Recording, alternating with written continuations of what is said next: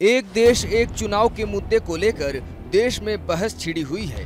कई राजनीतिक विश्लेषक इसे सही बताते हैं तो वहीं कुछ लोग इसका नुकसान गिनवाने में लगे हैं। लेकिन क्या सच में एक देश एक चुनाव प्रणाली को लागू करने के बाद विकास की राहें आसान हो जाएंगी?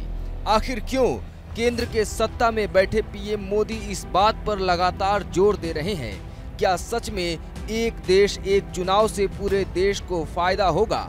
और अगर हाँ, तो फिर विपक्षी पार्टियां इसका विरोध करने में क्यों जुटी हैं? एक देश एक चुनाव को लेकर काफी लंबे समय से चर्चा चल रही है। फिलहाल लोकसभा का चुनाव नजदीक आया तो इसकी चर्चाएं रफ्तार पकड़ने लगी। एक बार फिर से एक देश एक चुनाव का मुद्दा छिड़ गया और इसी के साथ इसका विरोध भी शुरू होने लगा। लेकिन फिलहाल सरकार ने इसे लेकर एक बड़ा कदम भी उठा लिया है।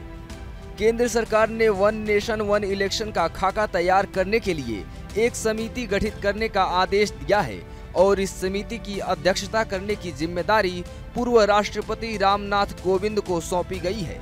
इसके एक दिन पहले केंद्र सरकार ने 18 से 22 सितंबर तक एक विशेष सत्र बुलाया है, जिसका एजेंडा गुप्त रखा गया है। हालांकि इसे लेकर अटकलें लगाई जा रही हैं कि इस 5 दिवसीय सत्र के दौरान केंद्र सरकार एक देश एक चुनाव विधेयक पेश कर सकती है। 2019 में पीएम मोदी ने पहली बार इसका जिक्र किया था और इसे लेकर सर्वदलीय बैठक भी हो चुकी है। पीएम मोदी इसका फायदा गिनाते हुए कहते हैं कि एक साथ चुनाव होने से लागत कम हो जाने के साथ समय की भी बचत होगी। आपको बता दें कि देश में जब भी चुनाव होते हैं तो आचार संहिता लागू कर दी जाती है। ऐसे में सरकार किसी परियोजना की घोषणा, नई स्कीमों की शुरुआत या वित्तीय मंजूरी और कोई नियुक्ति नहीं कर सकती है। लगातार कोई न कोई चुनाव होने के कारण देश में बार बार आदर्श आचार संहिता लागू होती है। अगर एक साथ चुनाव होगा तो आचार संहिता एक ही समय के लिए लागू होगी और बिना किसी रुकावट के विकास कार्यों को अंजाम दिया जा सकेगा। साथ ही चुनाव में होने वाली सुरक्षा बलों की तैनाती भी केवल एक बार होगी तो उनका भी समय बचेगा। साथ ही one nation one election theory में क्षेत्रीय मुद्दे नजरअंदाज होने की भी संभावना बन जाती है।